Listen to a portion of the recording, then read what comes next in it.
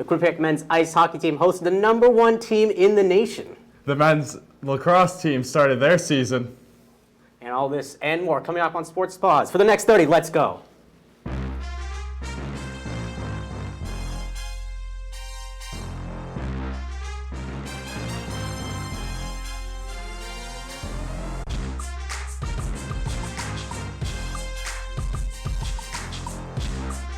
Welcome to Sports Paws on Q30 TV. I'm Chris Longchamp, and this is Connor Ullathorne, and we got all your sports for the next 30 minutes. I don't see a reason to delay, Chris. I think we should hop right in.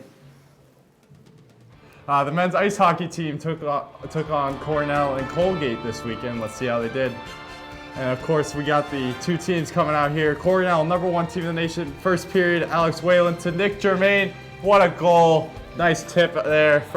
QU up 1-0 early in the first. Second period, still in the first, Zach Metza with a nice slap shot from the center, and we got 2-0 for the Quinnipiac Bobcats. And now later on in the first, Odin Tufto, nice toe drag, and Nick Germain is there to finish up the rebound, 3-0 heading into the second period for Quinnipiac. And in the second period, William Falstrom with the shot, and Alex Whalen is there to clean up the rebound, 4-0 over the #1 ranked Cornell Big Red. And we're going into the third period now here, folks. And we got a nice save from Keith Petrozelli, flashes the glove on Cornell. Quinnipiac would add another goal. 5-0 is your final over the #1 ranked team. Let's send it out to men's ice hockey beat reporter Steve Pappas for an analysis of the win over Cornell. The Frank Perotti Jr. Arena is a place where #1 teams in the country come to die, and that was the case here tonight as the Quinnipiac Bobcats, the #18 team in the country, defeated the Cornell Big Red, the #1 team in the country, 5-0. And the Bobcats are outscoring #1 teams here at the Frank Perotti Jr. Arena in the last 2 years, 9-0. So this is a place where this home crowd, when it gets rowdy, it gets really hard to play. And the Bobcats fed off of an early 3-0 lead with 2 goals by Nick Germain and 1 by Zach Metza, and it was all Bobcats for the rest of the game. Keith Petrozelli, his second shutout of the season. This was a huge win for the Bobcats, not only in the conference, but it gets them a couple points higher in the pairwise, which is so important when it gets to tournament time to trying to get an at-large bid. Yeah, I mean, we actually took some stuff from Sacred Heart. You know, at this level, like, whatever team wants it more and is hungry is going to win. And so we showed that tonight. You know, we came out, we wanted this win. We really needed it for pairwise in the standings. And we tried not to focus all on the pairwise. We tried to say, like, it's huge for the ECAC, huge for pairwise, and if we want to make an at-large bid, we need this game. The Bobcats are back in action tomorrow night right here at the Frank Perotti Jr. Arena as they will take on the Colgate Raiders. Puck drop set for 7 p.m. From the Frank Perotti Jr. Arena, I'm Stephen Pappas, Q30 Sports.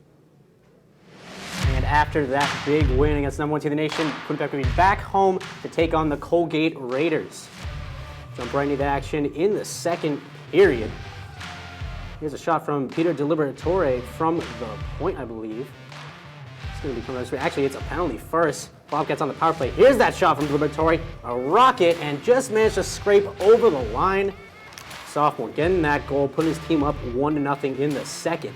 Check out the celly there from all of them.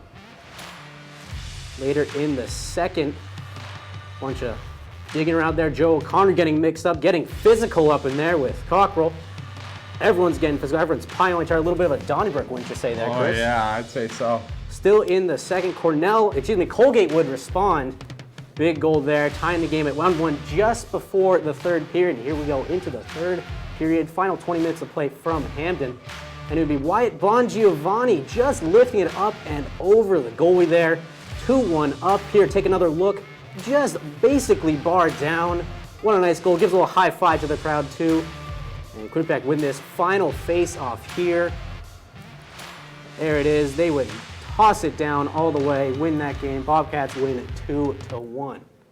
Tom Karnowski has more on what the Bobcats thought about the weekend for the men's hockey team. For much of the season, it's been one step forward and one step back for the Quinnipiac men's ice hockey team. Tonight, the team was able to finish the job versus Colgate and take 2 steps forward for one of the first times this season. After the game, the team talked about its resiliency, its ability to bounce back from a disappointing weekend at the Connecticut ice. There's a difference between working hard and having passion and having that, that live or die mentality. So it was more about, protecting our house. We're at home. We got to protect this rink, let's dig in and find a way. A home ice on a Saturday night with 1 period left and a chance to sweep. I mean, it kind of all set up for itself there. So just kind of reset and try to come out strong in the third. And unfortunately, we got one first shift there. When you win a big game like that the night before, sometimes you get a little complacent maybe. But we knew that this was honestly the bigger game. Obviously, we played really well last night, but it wouldn't have meant anything if we couldn't pull it out tonight. So had that mindset going in and worked out for us. This might just go down as the weekend that saved the Bobcats' season. After their win against Cornell, a big jump in the pairwise in the cards for the Bobcats, and they avoided the letdown with the win over Colgate. They also jumped up in the ECAC Hockey Conference standings into a tie with third with Harvard. The games don't get any easier here, though. Big rival matchup on the road against Yale on Friday. From the Frank Perotti Jr. Arena, I'm Tom Krasnowski, Q30 Sports. After the 2 wins over the weekend, where do the Bobcats sit in the ECAC hockey standings? The Bobcats move into the fourth place spot after their 2 wins this weekend. Clarkson, Cornell, and Harvard take the top 3 spots. Colgate, Rensselaer, Dartmouth, and Yale round out the top 8 of the ECAC. You just heard from Chris, and now the men's hockey team. They moved ECAC hockey polls, but sure, they can only go one way in the pairwise rankings, right? Well, they did that indeed. Moved up in USCHO and pairwise. They moved up to 14th since our last show. North Dakota now holds the #1 spot with Minnesota State and Cornell swapping spots in the 2 and 3 positions. Arizona State at 10 and Providence just ahead of the Bobcats at 13. Harvard, another ECAC hockey foe, at 23, and Sacred Heart at 37. Let's turn from the ice to the hardwood as the men's basketball team took on Canisius and Niagara. The Bobcats came out on top against the Golden Griffins. The Bobcats also shot 61% from the field compared to the Golden Griffins just shooting 48% from the field. Tyrese Williams led the team with 26 points, and Kevin Marfro had another double-double with 10 points and 11 rebounds. And after the dominant win for the Bobcats, they traveled to Niagara the following day, and it didn't really go as planned. The Purple Eagles took an early lead in the first, and they never let up. Sophomore Marcus Hammond finished the game 23 points, and senior James Towns 15 off the bench for the Purple Eagles. And we're halfway through the men's MAC basketball season. Here, let's take a look at the table. And you can see Monmouth sits atop with 8 points. They're in first. They're on an 8-0 win streak. St. Peter's below them, and Quinnipiac in that 3 spot with Ryder and Siena. They're both tied for that 4th spot, basically. And a few more teams in there. Manhattan, Niagara, both at 50-50. And a couple more teams, a few more losses, such as Fairfield, as you can see in the MAC standings. Pretty good table so far, and we'll see what the rest comes out to. Yeah, and we actually are joined by a men's basketball beat reporter, Brian Schwartz, in the studio. Brian, take it away. All right, thanks, guys. I'm going to run through some of the pretenders and the contenders in the MAC so far this season. We've seen a lot of parity throughout this conference, so there's a lot to go over. Let's start with the pretenders in the MAC, and we start for the pretenders, and that goes with Ryder, because Ryder is one of those teams that everybody's like, oh, they're going to be the champs. They're going to win it this year. They're going to take that next step, and every single year, Kevin Baggett's team just does not do it. I don't know why. For some reason, they always have the talent. They always have the really good players in this league. You've got guys like Demencio Vaughn, Frederick Scott, Tyre Marshall, Stevie Jordan. The talent is all there. These are guys that are playing at the highest level in this conference and could ultimately move on to play professional ball after their careers are over with Ryder. But this team, for some reason, never gets over that hump. So right now, I'm saying that they're a pretender in this conference. You move along in the pretenders. We go with St. Peter's now. St. Peter's is also one of those teams that has surprised some people this year. They've even surprised me the way that they have progressed. Shaheen Holiday is a great coach in this league. He might be the coach of the year this year. St. Peter's is right now, I think, at that 2nd, 3rd spot in the conference. Will they be there come year end? Maybe, maybe not. We saw how they played against Quinnipiac. They dominated the Bobcats. But for me, I say they're a pretender because of their youth. They're a very young team. Their best players are freshmen. They're sophomores. They're not at that level yet that can win this conference. Moving along, I'm going with Fairfield as another pretender. A new coach in Jay Young. Fairfield, again, is also like St. Peter's. They're another team that's on the rise in this conference, but do they have enough right now? We don't know. We haven't seen them do it over an extended period of time in this season. So right now I'm saying they're a pretender. I don't see them winning the conference this year. My final pretender, this one, if you told me I was calling them a pretender at the beginning of the year, I probably would have slapped myself in the face. Iona is a pretender right now. Tim Kluse has been off the sidelines. He hasn't been coaching due to personal reasons so far this year, and that might be one of the reasons why this team, unfortunately, hasn't played up to their potential. They are always winning the MAC, basically. It's 4 years in a row they made the NCAA tournament as the MAC champion, but right now they're not playing well on both ends of the floor. Something is wrong. You still have some really good players on this team, but for some reason they're not gelling and nothing is really coming together, and they're not able to put together a bunch of wins. So right now I'm saying Iona is a pretender. We go to the contenders now. These are the teams that I think have a really good shot to make the NCAA tournament, getting that automatic bid as the MAC champion. We start with Quinnipiac right here in Hamden. Bobcats can do it all. They really can. You look at Rich Kelly, a potential player of the year in this conference. Jacob Rigoni has stepped up his play this year. Kevin Marfo is one of the top rebounders in all of the country. He has played at the highest level this year. And you look at the young players on this Quinnipiac team, the Matt Belancs, the Tyree Pickron, who's back from injury, Seth Pinckney, just to name a few. These are players that have already had a major impact on this team, and they have experience, other than the freshmen, but they have experience in the MAC tournament where this Quinnipiac team can really make a run, and I wouldn't be surprised to see them take it all the way. Next up, I got Monmouth and Manhattan. I'm putting them together right now as contenders, and you look at these two teams, and what immediately stands out to me, coaching. King Rice for Monmouth, Steve Masiello for Manhattan. These are two coaches that have been around the block. King Rice, we know his history with North Carolina. Steve Masiello has been to the tournament before with Manhattan. These are two teams that are on the rise, and they are really good in this conference. Both in the top half, I can see both of these teams making a big run towards the NCAA tournament in this conference. My final team, that is a contender, and look, coming into this year, I really thought they would be a little bit higher than they are right now, but Siena. We saw what they did against Quinnipiac last week. Siena is a very good team. You've got Jalen Pickett, who almost played professional basketball last year. He almost made the jump after his freshman year, but right now he hasn't played as well as he did last year, but he's still a terrific basketball player. You've got a good young coach in Carmen Massarello. This Siena team can really do some damage going down into Atlantic City. They're a real contender. So again, my contenders, I got Quinnipiac, I got Siena, I got Monmouth, and I have Manhattan. Those four, I think, can make major moves in the MAC tournament, guys. All right, thanks, Brian. Thanks for your analysis. Always great to hear from Brian Schwartz, everyone. Of course. And it's time now for our first break, but coming up on Sports Paws. The Quinnipiac women's ice hockey team traveled to Rhode Island. And the Quinnipiac women's basketball team also had road games. Find out what happened after the break.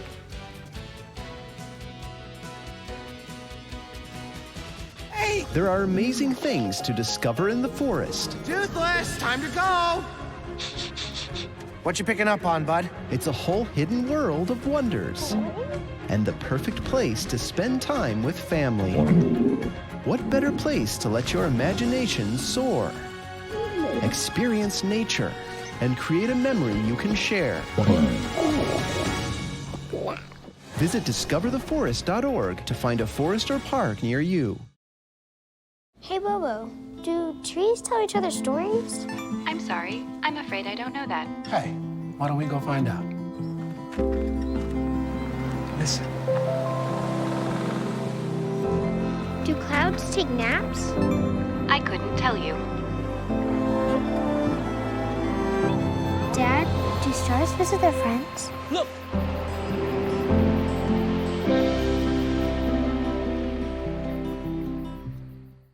Hey, Bobo, do trees tell each other stories?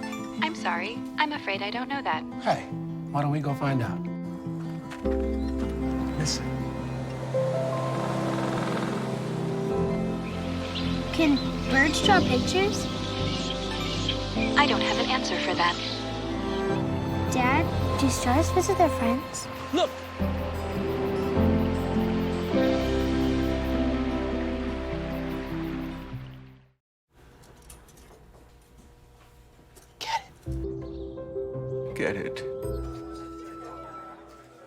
Get it. Get it.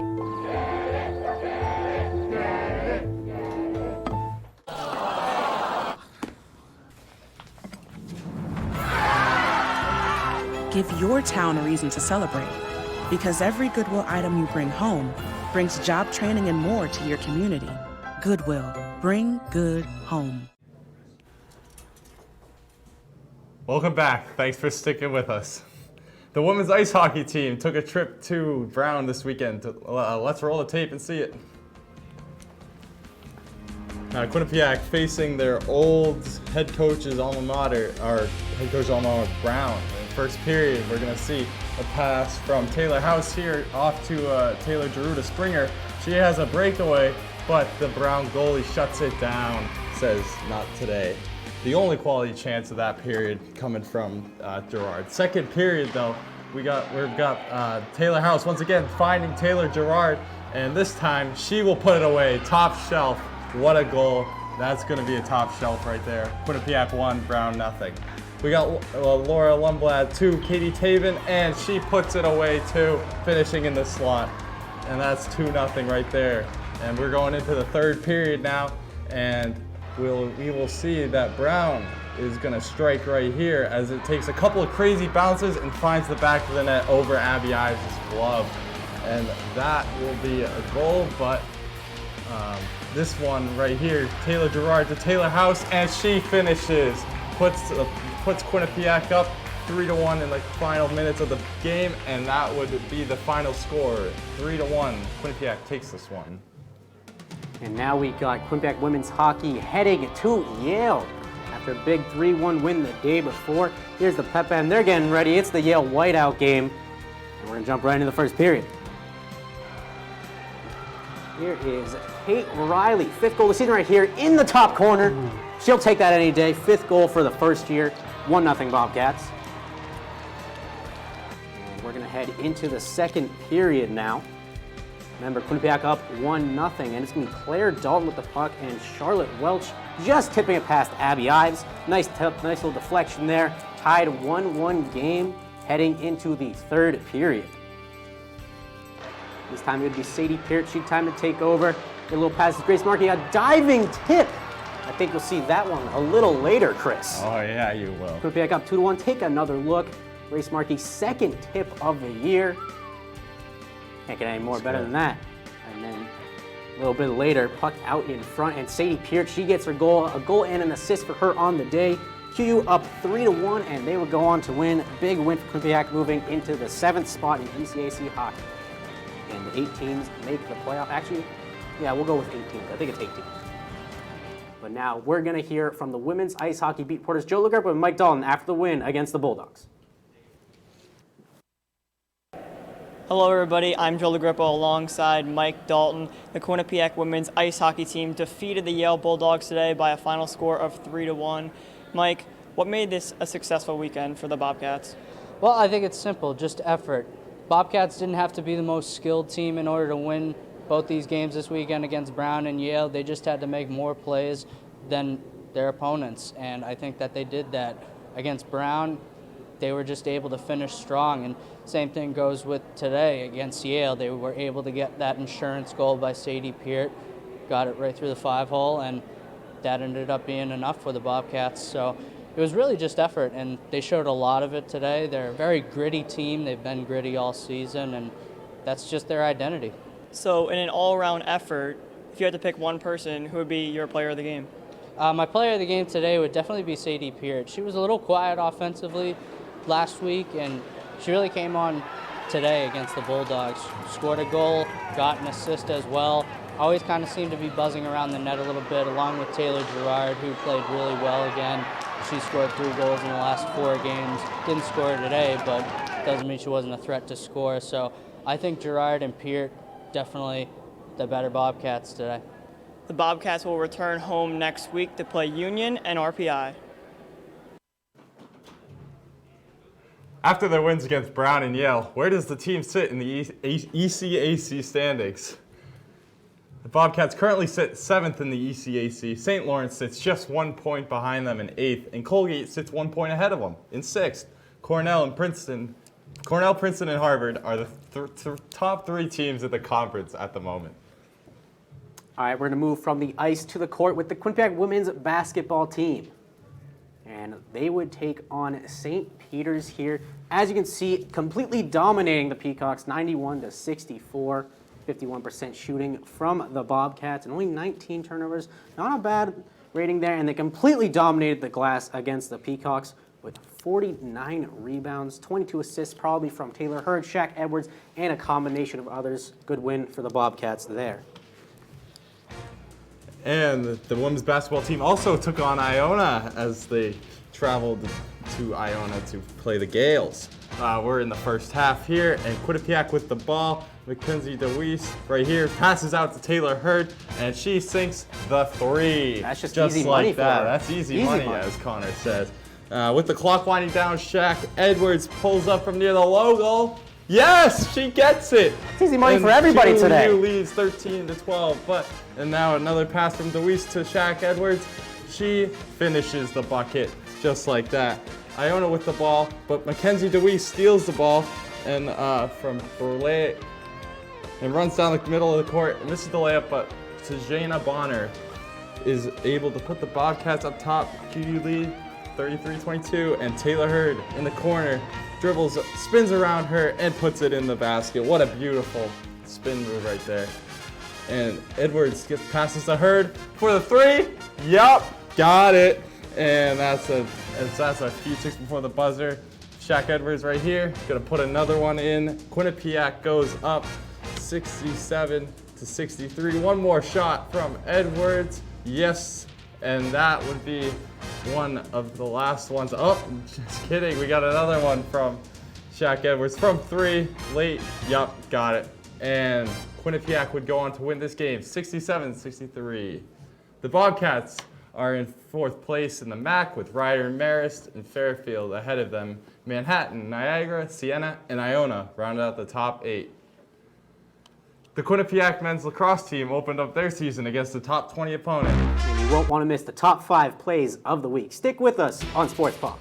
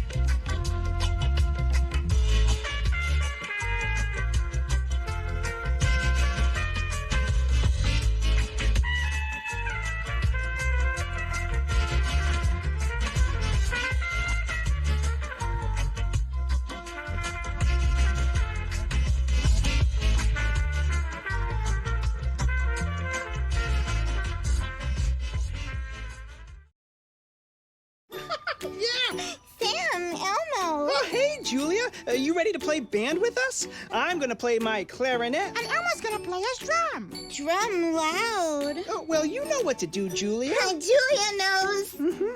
With Julia's autism, loud sounds can be too much. But she still loves to make music. Play band. Early screening for autism can make a lifetime of difference. Find out more at screenforautism.org. Oh, hey there. Just a typical Q30 news ad, right? Or an action-packed Sports Paws ad. But it's a Quinnipiac Tonight ad. From Hampton to Hollywood, we're your... Nope. Quinnipiac Tonight ad. Today, President Olean announced It's a Quinnipiac Tonight ad. The Bobcat tennis team has just scored their first touchdown of the season. Quinnipiac Tonight ad. Live sketch comedy, improv, hysterical pre-tapes, and more at Quinnipiac Tonight. Thursdays, 9:30 in the Piazza. Welcome back to Sports Paws, and thank you for sticking with us. And guess what we can say? We have officially started the spring sports season. Yes, Quinnipiac men's lacrosse had their first game versus number 16 Rutgers. Let's check out how they played. And here we are, Quinnipiac versus number 16, the Rutgers Scarlet Knights, coming out one of the better teams in the nation. Here we are in the first quarter. Ryan Gallagher gets a pass from Kieran Mullins for the score. Scarlet Knights up early. Ready to be Will Abbott. He go right back. Here is Matt Miller getting a pass there. Fires in. Goal for him. 1-1 game, and we go to the second quarter. Here we are in the second quarter. This time Adam Chamberlain with the goal and a little pump fake there from Kieran Mullins. Can't get back to Mercio.